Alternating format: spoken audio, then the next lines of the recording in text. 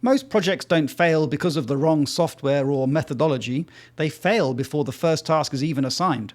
Here's the structure that stops that from happening. Every project moves through standard defined stages: initiation, planning, execution, monitoring and control, and closure.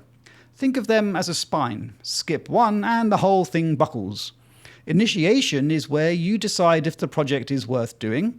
Planning is where you define what done looks like. Execution is the work itself. Monitoring and control runs alongside execution, not after it. Closure is where you capture what you'd do differently next time. So, most teams rush straight to execution, and that's where the trouble starts. The stage you skip is almost always the one that costs you the most. So, before a single task starts, you need 3 things written down. First, scope. What does done actually look like? Now, be specific and state what is explicitly out of scope. Without a written boundary, every new idea feels like a reasonable addition, and that's called scope creep, and it's how projects quietly double in size. Second, your budget ceiling. Not a rough estimate, a ceiling, the number at which you stop and reassess. Without it, costs drift and no one has a trigger to act.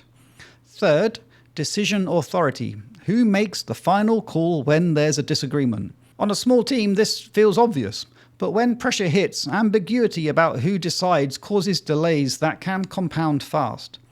If you haven't written those 3 basic things down, you haven't started a project. You've just started the chaos. Defining them is only half the job. The other half is what happens once work begins. Now, once execution starts, the biggest mistake is treating monitoring as a post-project activity. A review at the end tells you what went wrong. It doesn't help you fix it. Businesses consistently identify capturing time and costs against projects as their biggest project management challenge. Now, you don't need specialist software for this. A weekly check-in with 3 questions is enough. Are we on track against the timeline? Are we within budget? And has anything changed that affects the scope? If the answer to any of this is no, well, you act now. Think of it like checking your fuel gauge on a long drive. You don't wait until the engine cuts out. That discipline alone puts you ahead of most teams. But there is one more factor that derails projects more than any of this. 1 in 3 projects fails due to a lack of involvement from senior management, not poor execution, not the wrong tools, missing visible ownership at the top. For a large organization, that means a sponsor who actively champions the project.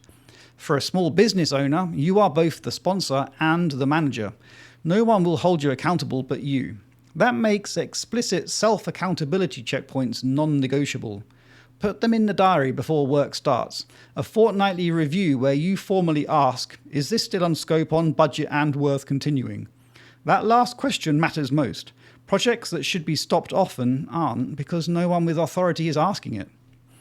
So the decision rule is simple. Write down scope, budget ceiling, and decision authority before work begins.